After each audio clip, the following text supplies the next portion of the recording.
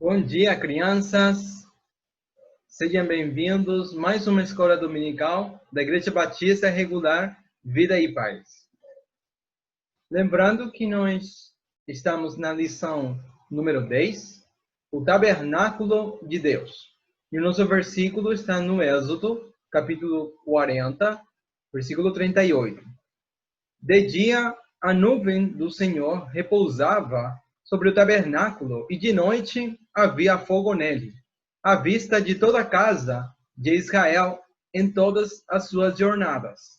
E o propósito é saber como era o aspecto físico do tabernáculo de Deus no deserto e conhecer a sua importância na vida de Israel. Também sentir a importância das cuidadosas instruções de Deus ao seu povo no que se refere à construção da sua casa e, finalmente, agir ouvindo com atenção o que Deus diz por meio da sua palavra em relação ao seu plano para nós e sendo obedientes ao seu plano conforme nos é revelado. Então, bora para a nossa lição. Então, lembrando que semana passada nós estudamos as divisões do tabernáculo. E lembram que o tabernáculo tinha duas divisões.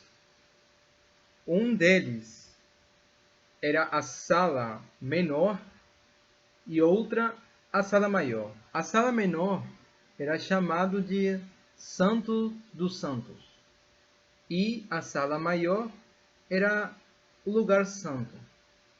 Continuando, naquela sala menor, no Santo dos Santos, ficava a Arca da Aliança, que media cerca de 1 metro e pouco com 68 centímetros. Era uma caixa toda coberta de ouro puro. Dentro dela foram colocadas as tábuas de pedra, sobre as quais foram escritas as leis de Moisés, que ele tinha recebido do Senhor. E a tampa era chamada de propiciatório, que era lugar de misericórdia. Em cada extremo da tampa de ouro havia um querubim de ouro com as asas cobertas. Os dois querubins tinham os rostos voltados um para o outro, olhando para o propiciatório e com as asas cobrindo o mesmo. Era ali que Deus morava e ali se encontrava com o seu povo. No lugar santo, a sala maior, havia 3 peças de mobiliário: a mesa dos pães, o candelabro de ouro e o altar do incenso. A mesa dos pães tinha cerca de 91 centímetros de comprimento por 45 de largura por 68 de altura. Sobre esta mesa ficavam 12 filões de pão, um para cada tribo de Israel. Quando lemos hoje em dia a respeito do tabernáculo, os pães nos fazem lembrar o fato de que Cristo é chamado de o pão da vida.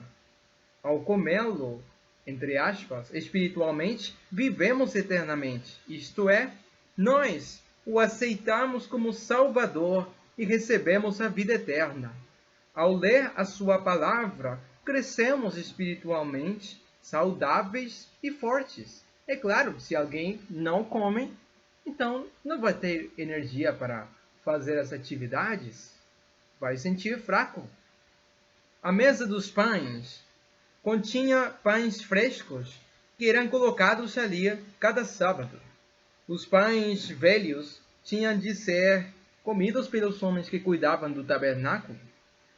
No lado oposto à mesa dos pães ficava um candelabro de puro ouro. Não se usavam velas. A luz era dada por pavios que flutuavam no óleo.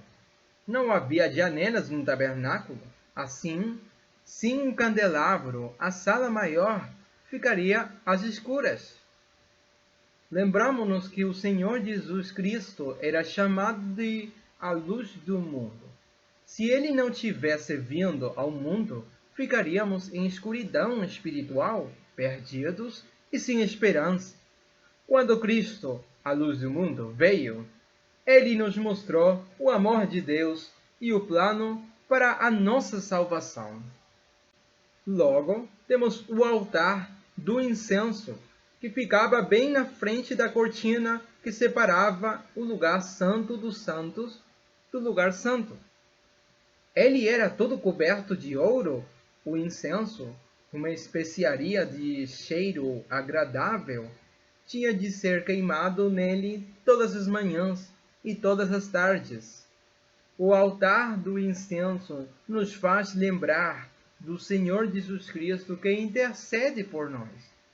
Quando ele orou por nós, só mediante a fé no Senhor Jesus Cristo é que nossas orações e louvores alcançam o trono de Deus. As cortinas de linho fino tinham de ser bordadas em vermelho, azul e roxo. O vermelho nos lembra do sangue do Senhor Jesus Cristo derramado para nos livrar dos nossos pecados. O azul nos faz pensar no céu, do qual Cristo virá um dia para buscar aqueles que são dele e o amam.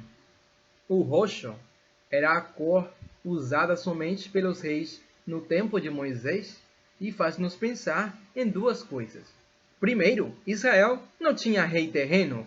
Deus os conduzia na sua viagem do Egito para Canaã. Ele era o governador deles. E segundo, o roxo do tabernáculo para nós, hoje em dia, lembra que estamos à espera de um rei. Um dia, o Senhor Jesus virá governar e reinar como rei sobre toda a terra. Os cristãos que lhe tiverem sido fiéis governarão e reinarão com ele. Mas também tinha uma porta. E, curiosamente, só havia uma entrada no tabernáculo. Era uma cortina lindamente bordada que pendia na frente do tabernáculo. Por ela passavam os sacerdotes que adoravam e serviram o Senhor. E faz-nos pensar que como havia uma só porta para os sacerdotes adorarem e servirem ao Senhor, assim também há uma só porta, um só caminho para o céu, que é o Senhor Jesus Cristo. Para finalizar, muitos têm tentado nos dizer que se formos bons, se dermos esmolas e se praticarmos boas obras, entraremos no céu. A palavra de Deus é muito clara sobre o caminho para o céu, e o que essas pessoas dizem não é verdade. Vocês entrarão no céu? Vocês já pararam para pensar sobre isso? Vocês têm de responder ou sim ou não, se já aceitaram o Senhor Jesus, crendo que ele morreu pelos seus pecados quando foi pregado na cruz e pedindo-lhe que ele seja seu Salvador. Para saber se você está a caminho do céu, precisa encarar seriamente esse assunto. Você sabe que todos nós pecamos e fazemos coisas erradas? Deus diz que o pecado precisa ser punido e que o castigo para o pecado é a morte. Romanos 6:23. E Deus não gosta de punir os homens. Na verdade, ele ama todos nós. Por isso que ele mandou o seu Filho Jesus Cristo vir do céu à terra para morrer em nosso lugar, para tomar o nosso castigo, o castigo que nós merecíamos e que nós tínhamos que receber. Ele nos diz que se crermos em sua palavra, no que diz a respeito do Senhor Jesus Cristo, e se colocarmos nele a nossa confiança, ele considera a morte de Jesus Cristo como sendo a nossa. Se você ainda não aceitou o Senhor Jesus Cristo como seu Salvador, merece a morte, porque a palavra de Deus diz Todos pecaram. Todos nós temos pecado e merecemos a morte. A porta do tabernáculo era fácil de abrir, pois só era fechada com uma cortina. Vocês já pensaram alguma vez no fato de que a porta do céu é a porta mais fácil de se transpor? Não há nela portões de ferro ou portas de madeira ou mesmo cortinas de pano para manter as pessoas do lado de fora. O Senhor Jesus Cristo mesmo abriu o caminho para o céu. Cristo fez tudo quanto era necessário para abrir esse caminho para Deus. O que nós precisamos fazer é confiar nele e segui-lo de perto, no caminho que leva para os céus, é através somente de Jesus Cristo. Você está seguindo o Senhor Jesus Cristo? Sua vida foi mudada, de modo que tudo quanto você faz é para agradar o Senhor? Fica pensando nisso. Então, criança, Deus te abençoe. Um abraço a todos e boa semana.